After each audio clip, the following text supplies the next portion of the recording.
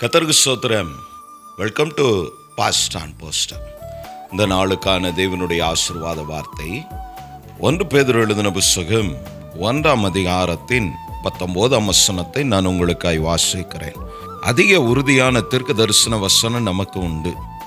பொழுது விடிந்து விடிவெள்ளி உங்கள் இருதயங்களில் உதிக்கும் அளவும் இருளுள்ள ஸ்தலத்தில் பிரகாசிக்கிற விளக்கை போன்ற அவ்வசனத்தை கவனித்திருப்பது நலமாயிருக்கும். கர்த்தருக்குள் சுகமாயிருப்பீர்கள் என்று இந்த காலவோளை நான் விசுவாசிக்கிறேன். தொடர்ந்து உங்களுக்காய் ஜெபிக்கிறோம்.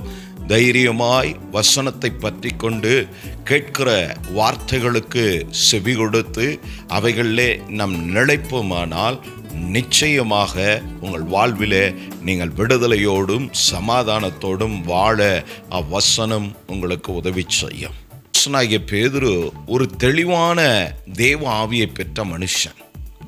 அவருடைய வாழ்க்கை நாம் அறிந்திருக்கிறோம். பல சூழ்நிலைகளிலே அவர் மனிதனானபடினாலே இயேசுவோடு கூட இருந்தாலும் அவருடைய விசுவாசம் அவ்வப்போது பலவீனம் அடைந்து பின்வாங்குகிற குணமுடைய ஒரு மனிதன். அதிலும் எல்லாவற்றையும் முந்தி காண்பதிலும் அடைவதிலும் நிற்பதிலும் பிரயாசப்படுகிற ஒரு மனிதனும் கூட. அவனுடைய நேச்சர் ஆஃப் கேரக்டரை தெய்வம் அறிந்தே அந்த பேதுருவை தெய்வம் முதல் அப்போஸ்தலனாக கர்த்தர் அழைக்கிறார். இந்த கால ஓலை கேட்டுக்கொண்டு இருக்கிற தெய்வ ஜனமே, உங்கள் வாழ்வில் கூட பேதுருவை போன்ற அவ்வப்போது உங்கள் சூழ்நிலைகள், நீங்கள் பார்க்கிற காரியங்கள், உங்களை சுற்றி நடக்கிற காரியங்கள், இவைகளை வைத்து உங்களுடைய விசுவாசம் அற்று போகிறதா? உங்களை தைரியப்படுத்ததான் அந்த அப்போஸ்தலனாகிய பேதுரு எழுதுகிறான். இந்த விடிவெள்ளியான இந்த வசனத்தை அவ்வசனத்தை கவனித்து இருப்பது நலமாயிருக்கும் என்று சொல்லி, கர்த்தருக்குள் பிரியமான தேவ ஜனமே, யோவானிலே ஒரு வார்த்தை எழுதப்பட்டு இருக்கிறது. அதையும் கூட நான் உங்களுக்காய் வாசிக்க விரும்புகிறேன். 5ஆம் அதிகாரத்தின் 39ஆம் வசனம். என்னை குறித்து சாட்சி கொடுக்கிறவைகளும் அவைகளே. இந்த வேத வசனத்தை கவனித்து பார்க்க சொல்லுகிறார். இந்த வேத வசனத்தில் ஏசாயா நிற்க சொல்லுகிறார். அவருடைய வசனம் ஒருபோதும் வெறுமனே திரும்புவதில்லை. ஆதலால் தான் இவைகளையெல்லாம் அறிந்தபோது, அந்த அறிவு பேதுருவுக்கு உண்டான போது, சபைக்கு பின் வருகிற சீஷர்களுக்கும் அவரை பின்பற்றுகிற தேவ பிள்ளைகளாம் உங்களுக்கும் எனக்கும் எழுதின வார்த்தை. அதிக உறுதியான தீர்க்க தரிசன வசனம் நமக்கு உண்டு. இதே அதிகாரத்திலே 5, 6, 7 வார்த்தைகளை நீங்கள் வாசித்து பாருங்கள். அப்பொழுது புரிந்து கொள்ள முடியும். அதிக ஜாக்கிரதை உள்ளவர்களாய் உங்கள் விசுவாசத்தோடு தைரியத்தோடு ஞானத்தையும் பெருக்கிக் கொள்ளுங்கள், ஞானத்தோடு தெய்வ பக்தியும் வளர்த்து கொள்ளுங்கள் என்று சொல்லி, தெய்வ பயத்தோடு சகோதர சிநேகத்தையும் வளர்த்து கொள்ளுங்கள் என்று சொல்லுகிறார். என்ன வந்தாலும், யார் நம்மை பேசினாலும் ஏசினாலும், யார் நம்மை துன்பப்படுத்தினாலும், நம்ம கஷ்டங்களை கொடுத்தாலும், அவர்கள் நம் சத்துருக்கள் என்று நமக்கு தெரிந்தாலும், அவர்கள் மேலும் அன்பு செலுத்தக்கூடிய அளவுக்கு நம்முடைய இருதயங்களை பக்குவப்படுத்துகிறது தான் கர்த்தருடைய வசனமாகும்.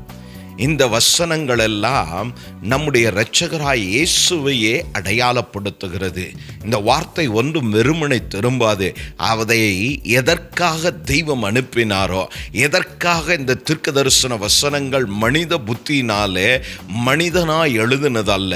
சுத்த வேதாகமத்தின் வார்த்தைகள் எல்லாம் தேவ ஆவினாலே பக்தர்கள், தேவனால் அழைக்கப்பட்டு தெரிந்தெடுக்கப்பட்டதான அந்த தாசர்களுக்கு தேவ ஆவியானவர் ஏவின காரியங்கள், வெளிப்படுத்தின காரியங்கள், அது அவர்களுக்கானது மாத்திரமல்ல உங்களுக்கானதுமாய் இருக்கிறபடினால தான் இவைகளை எழுது என்று சொல்லி இருக்கிறார்.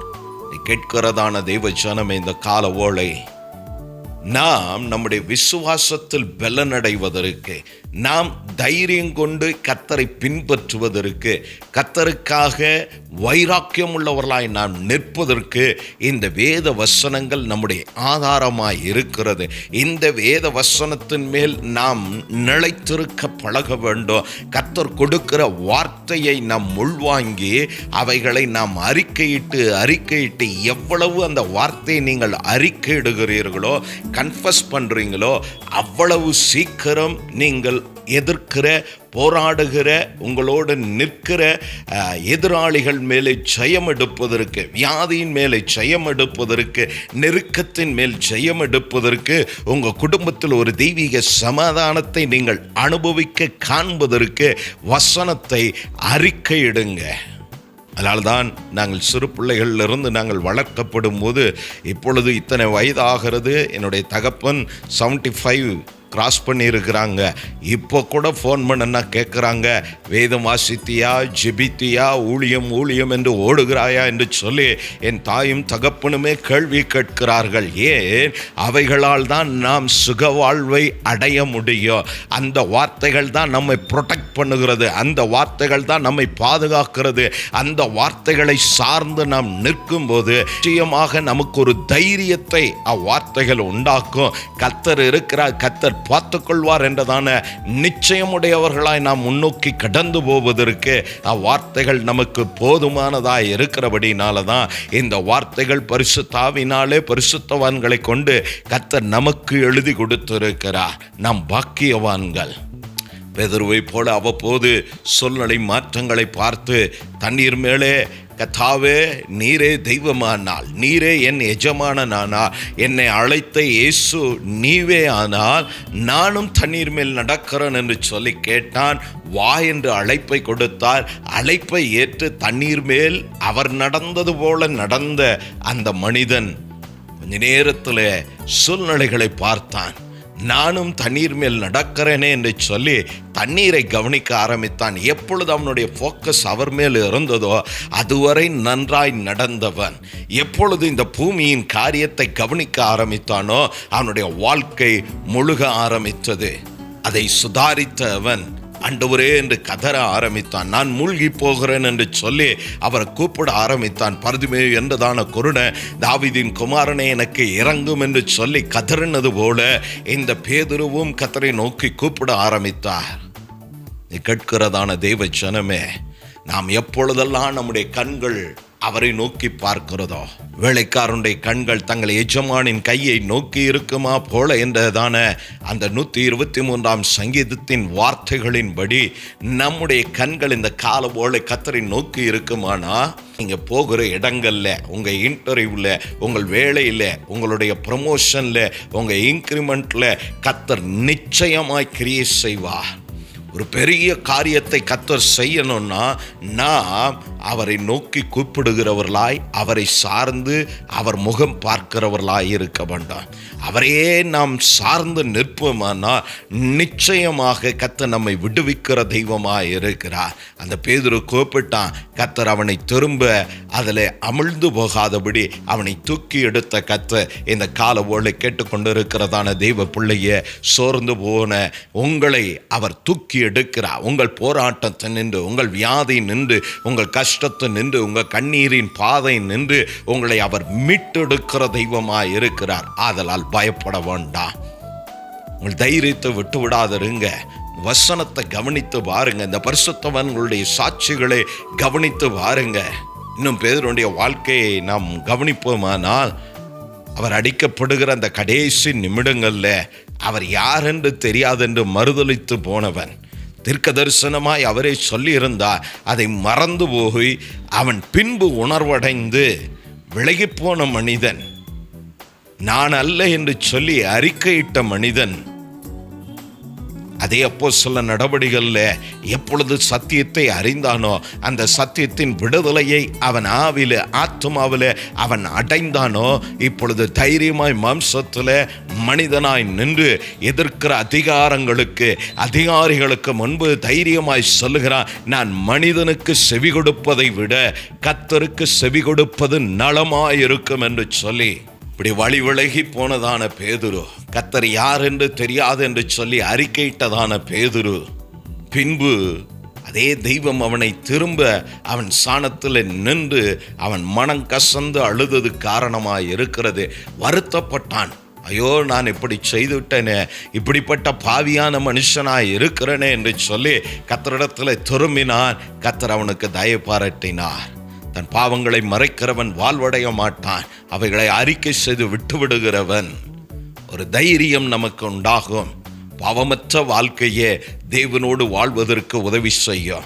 பாவமற்ற மனிதனாய் இருப்போமானா இந்த பூமியின் எந்த அதிகாரத்துக்கும் இந்த பரிசுத்தவான்களைப் போல தைரியமாய் நிற்பதற்கு அந்த பரிசுத்த வாழ்க்கை, அந்த நீதியின் வாழ்க்கை நமக்கு உதவியாக இருக்கும். அந்த பரிசுத்தமும் நீதியுமான வாழ்க்கை இந்த வேத வசனத்திலிருந்து நமக்கு உண்டாகிறது. இவைகளையெல்லாம் கர்த்தராகிய கிறிஸ்துவை அடையாளப்படுத்துகிறது. ஆதலால் நாம் சோர்ந்து போகாமல், உங்கள் இடங்களில் நீங்கள் வெட்கப்பட்டு போவதில்லை. நீங்கள் எங்கே அவமானப்படுவீர்கள் என்று நினைத்தீர்களோ, கர்த்தர் அங்கே உங்கள் சத்துருக்களுக்கு அவமானத்தை கொடுத்து உங்கள் தலையை கர்த்தர் அவ்விடத்தில் நிமிர்த்தி நிறுத்தி, கர்த்தர் உங்களோடு உண்டு. அவர் வானத்திற்கும் பூமிக்குமான தெய்வம், அவர் மரணத்தை ஜெயித்த தெய்வம், அவர் பிசாசின் கிரியைகளை அழித்த கர்த்தர் என்பதை அவரே அடையாளப்படுத்துவார். நீங்கள் இந்த பேதுரு போல அவரை சார்ந்து, அவர் வசனத்தை சார்ந்து, கேட்கிறதான வார்த்தைகளை சார்ந்து, கர்த்தர் உங்களுக்கு கொடுத்த வாக்குத்தத்தங்களை சார்ந்து இந்த கால ஓலை வாழ பழகுங்க. இந்த நாளில் நாம் அப்படி ஒரு மாற்றம் நம்மளை ஏற்படுத்துவோமானால் நிச்சயம் நாம் போகிற பாதைகள் எல்லாம், நம்முடைய வாழ்நாளிலெல்லாம் கர்த்தர் பெரிய மாற்றத்தை ஏற்படுத்தி அதிசயமாய் நம்மை நடத்த அவர் போதுமானவராய் இருக்கிறார். கர்த்தருக்குள் பிரியமான தேவ ஜனமே, இதே அப்போஸ்தலனாகிய பேதுரு இதே அதிகாரத்தின் 10ஆம் வசனத்தில் சொல்லுகிறதை கவனிங்க. ஆகையால் சகோதரரே, உங்கள் அழைப்பையும் உங்கள் தெரிந்து கொள்ளுதலையும் உறுதியாக்கும்படி ஜாக்கிரதையாயிருங்கள். இவைகளை செய்தால் நீங்கள் ஒரு காலம் இடறல் அடைவதில்லை. மேலே 5, 6, 7 வார்த்தைகளை வாசிப்பீர்களானால், இவைகளை செய்தால் தெய்வ பக்தியோடு சகோதர சிநேகத்தையும், இப்படி அவர் ஒன்றின் பின் ஒன்றாக நம்மை பலப்படுத்துகிறார். இதை செய்தால் நாம் இடறி போவதில்லை. அண்ணா, நாம் வெட்கப்பட்டு போவதில்லை. நாம் விசுவாசிக்கிற நமக்கு ஒரு தெய்வம் உண்டு. அவர் நம்முடைய பாவங்களுக்காய் மரித்தார். நம்மை சௌக்கியமாக்குகிறவர், நம்மை விடுதலை ஆக்கிறவர். என் பிள்ளைகளின் வாழ்வுக்கு அவர் போதுமானவர், என் குடும்பத்திற்கு அவர் போதுமானவர், எங்களுக்கு வருகிற வருமானத்தை ஆசீர்வதிக்க அவர் போதுமான கர்த்தர் என்று விசுவாசிக்கிற நாம் நம்முடைய தைரியத்தை விட்டு விடாதபடி அவைகளிலே நாம் உறுதியாய் இருப்போமானால் நிச்சயமாய் இந்த நாள் உங்களுக்கு ஆசீர்வாத நாளாய் இருக்கும். இந்த ஆசீர்வாத வார்த்தை நிச்சயம் உங்கள் வாழ்க்கையிலே, உங்கள் குடும்பத்தில் பெருத்த ஆசீர்வாதத்தை கொண்டு வரும். நீங்கள் வாழ்கிற இந்த வாழ்வு சொற்பமான காலமானாலும் அந்த வாழ்விலே ஒரு சுகமான வாழ்க்கை வாழ்வதற்கும், வியாதியற்ற வாழ்க்கை வாழ்வதற்கும், கண்ணீரற்றதான வாழ்க்கை வாழ்வதற்கும், வேதனை இல்லாமல் வாழ்வதற்கும் இவ்வசனங்கள் உங்களுக்கு நிச்சயமாய் உதவி செய்யும். ஆதலால் இந்த வசனத்தை சார்ந்து நிற்க பழகுங்க.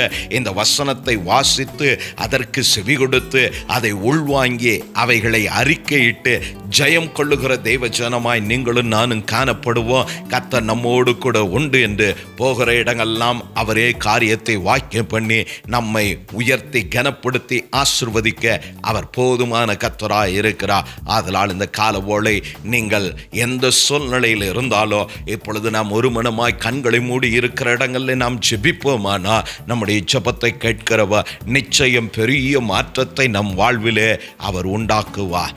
பரலோகத்தின் பிதாவே, ஆசீர்வதிக்கப்பட்டதான இந்த கால வேளைக்காய் நாங்கள் ஜெபிக்கிறோம். என்னோடு ஜெபிக்கிற இந்த பிள்ளைகள் ஒவ்வொருவருக்காய் ஸ்தோத்திரம். ஆண்டவரே, இந்த பேதுரு 19ஆம் வசனத்தை நாங்கள் வாசித்தோமே, அந்த வார்த்தையிலே நாங்கள் கவனித்தது போல ஆண்டவரே, அவ்வசனத்தை கவனித்து இருப்பது நலமாய் இருக்கும் என்று சொன்ன அந்த வேத வார்த்தையின்படி ஆண்டவரே, நீர் எங்களுக்கு கொடுத்த வாக்குத்தத்தங்க இதை கேட்டுக்கொண்டு இருக்கிற பிள்ளைகளுக்கு இவர்கள் சபையிலிருந்து கொடுக்கப்பட்ட வாக்குத்தத்தங்க, இவர்கள் இவர்கள் வாழ்விலே கர்த்தர் கொடுத்த வாக்குத்தத்தங்க, இவங்க ஜெபிக்கும் போது, உபவாசிக்கும் போது கர்த்தர் அனுப்பின வார்த்தைகளை இவர்கள் இந்த நாளில் கவனிக்கும் போது, அவைகளை ஆண்டவரை திரும்ப நினைப்பூட்டும் போது, இப்பொழுது அந்த வார்த்தை இவர்களில் பலன் கொண்டு, அந்த வார்த்தை இவர்கள் போகிற இடங்கள், இவருடைய குடும்ப வாழ்க்கையில், இவர்கள் சரீரத்தில் இப்பொழுது அந்த வார்த்தை விடுதலை செய்யட்டும். அந்த வார்த்தை அனுப்பின நோக்கு, அந்த வார்த்தை நீர் அனுப்பின முகாந்திரம் அவர்களில் நிறைவேறுவதாக. அந்த வார்த்தையின் விடுதலையை இவர்கள் தங்கள் சரீரத்தில், தங்கள் குடும்ப வாழ்க்கையில், தங்கள் ஆண்டவரே போகிற இடங்கள் எல்லாம் காண கர்த்தர் கிருபை செய்யும். வாழ்த்துகிறோம், கிருபைக்கு ஒப்பு கொடுக்கிறோம். நல்ல சாட்சிகளை கேட்க உதவி செய்யும். நல்ல சாட்சிகளை கேட்க உதவி செய்யும். மீட்பர் இரட்சகருமாகிய இயேசு கிறிஸ்துவின் நாமத்தினால பிதாவே, ஆமென், ஆமென். தொடர்ந்து பெத்தேல் பைபிள் சென்டருக்காக, அங்கே நடக்கிற வேலைகளுக்காக ஜெபிங்க.